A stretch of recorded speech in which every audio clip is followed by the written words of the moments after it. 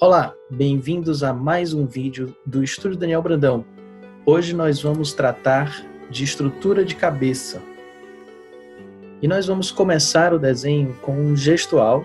O nosso foco é fazer uma cabeça de semi-perfil e nós vamos nos utilizar das teorias de um anatomista chamado Andrew Loomis.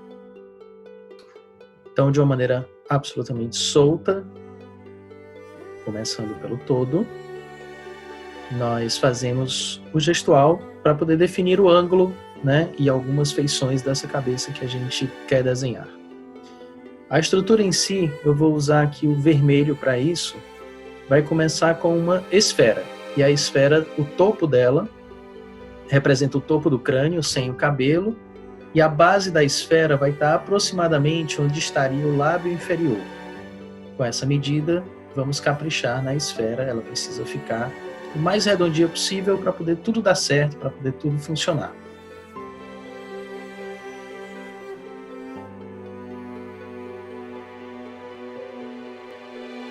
Com isso definido, chegou a hora da gente começar a fazer divisões nessa esfera.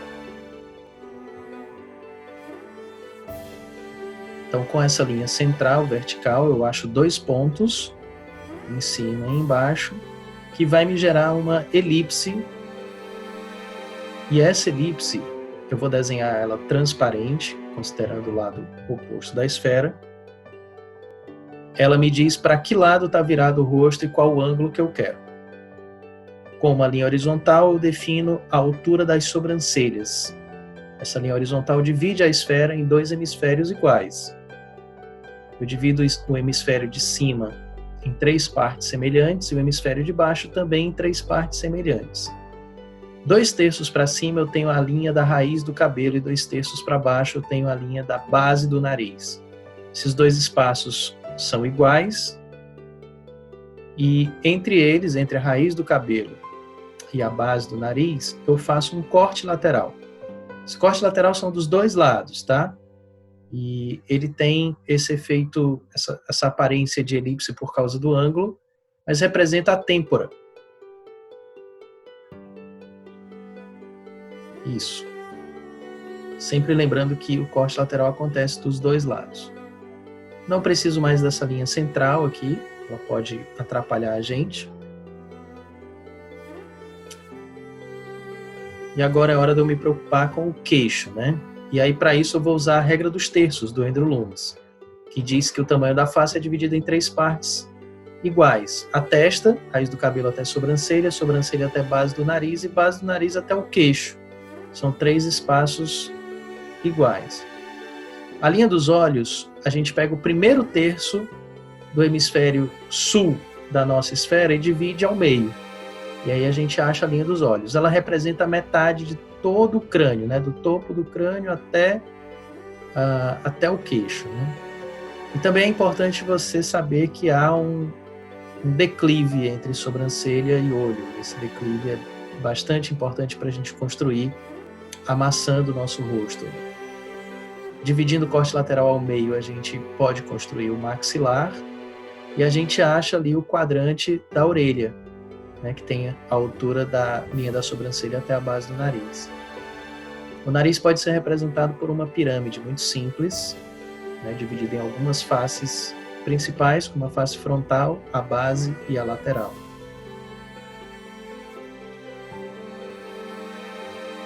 O lábio inferior fica bem na metade entre a base do nariz e o queixo, e logo acima, usando um pouco de bom senso, a gente acha a linha da boca.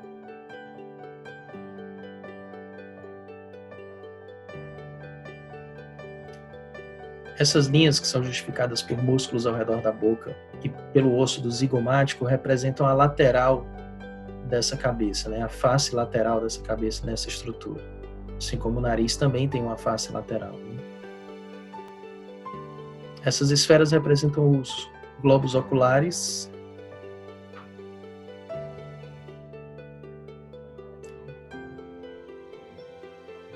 E aí nós temos a estrutura da cabeça. Falta achar o pescoço, né? E aí uma medida interessante é o topo do crânio até a base do nariz. Se a gente repete essa medida para baixo, a gente vai achar o encontro das clavículas ou dos esternocleidomastoideos, que são os músculos principais do pescoço. Isso dá um ótimo norte para a gente conseguir fazer pescoços de tamanhos adequados.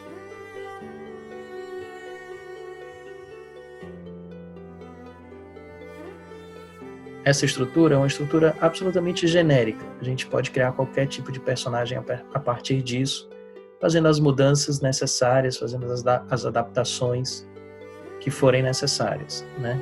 Ela é apenas uma base, apenas um parâmetro. Outra etapa muito importante para a gente estudar e dominar na anatomia, além da estrutura, é a parte óssea, no caso a caveira aqui. Então, eu desenho uma caveira simplificada, mas eu gosto de rascunhar uma caveira completinha para eu ter uma noção mais racional e mais controlada sobre os volumes do rosto. Isso me ajuda na definição, isso me ajuda em luz e sombra, isso me ajuda também em localização de algumas partes do rosto, como o próprio olho, por exemplo, né? Eu sugiro que você use referência visual nessa parte, você use foto de caveira ou até um bom desenho de caveira para poder você se referenciar e fazendo de maneira adequada. Também é uma chance para você fazer eventuais correções, né? Eventuais correções na sua estrutura. Você não precisa necessariamente só cobrir o que você fez ou confiar no que você fez. A gente está construindo um desenho. Enquanto a gente estiver construindo o desenho, a gente sempre pode melhorar a etapa anterior. Isso é muito importante.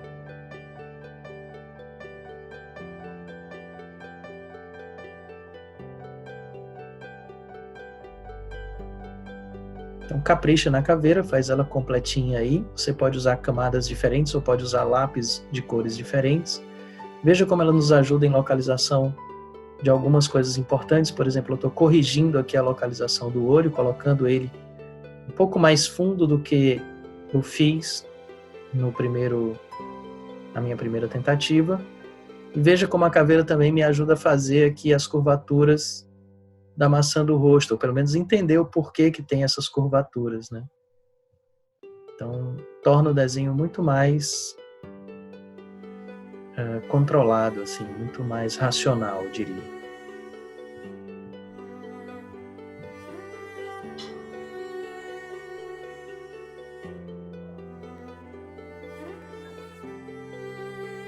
Aqui eu já tenho uma definição geral da forma da cabeça. Mas se você quiser se aprofundar um pouco mais, você ainda pode estudar alguns músculos do rosto humano. E os principais, na minha opinião, eles ficam relacionados a queixo e boca. Pelo menos para mim, eles ajudam muito eu fazer esses rascunhos de músculos de maneira muito simplificada, somente com as formas tridimensionais deles, de músculo e boca. Esse músculo é um músculo do maxilar, muito importante também. E ele justifica alguns volumes interessantes e importantes aqui da cabeça humana. Essa é a têmpora, que eu falei para vocês quando a gente fez o corte lateral. E essa é a raiz do cabelo.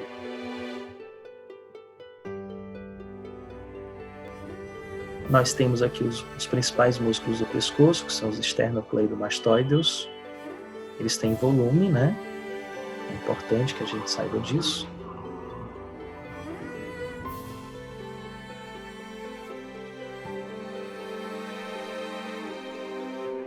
E a partir daqui eu já posso começar a trabalhar um acabamento. E aí o acabamento, eu reforço aqui a importância de você usar referência visual para isso.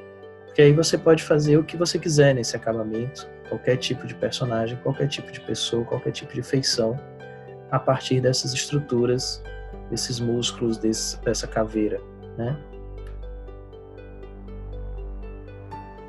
E é importante que você estude também separadamente cada parte do rosto humano, né? Nariz, olhos, boca, orelha, cabelos. Tudo isso pode e deve ser estudado separadamente para te dar mais confiança para juntar tudo. para fazer um bom acabamento do seu rosto.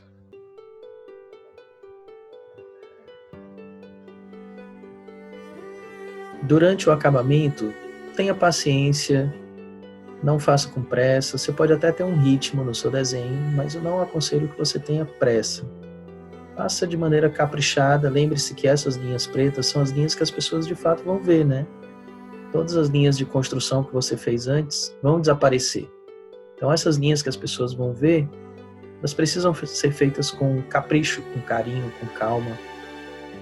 Então, não tenha pressa, curta o processo.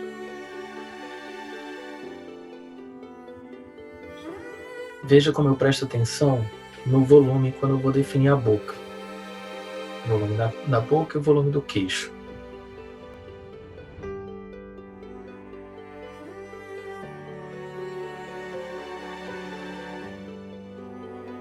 Isso me ajuda a definir os lábios. E os músculos ao redor da boca também.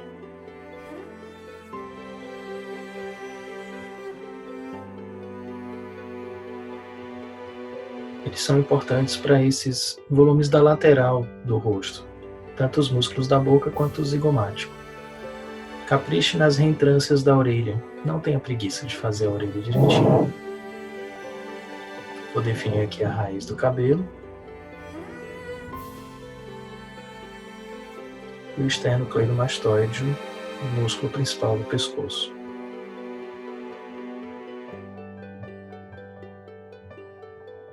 Esses são os últimos detalhes.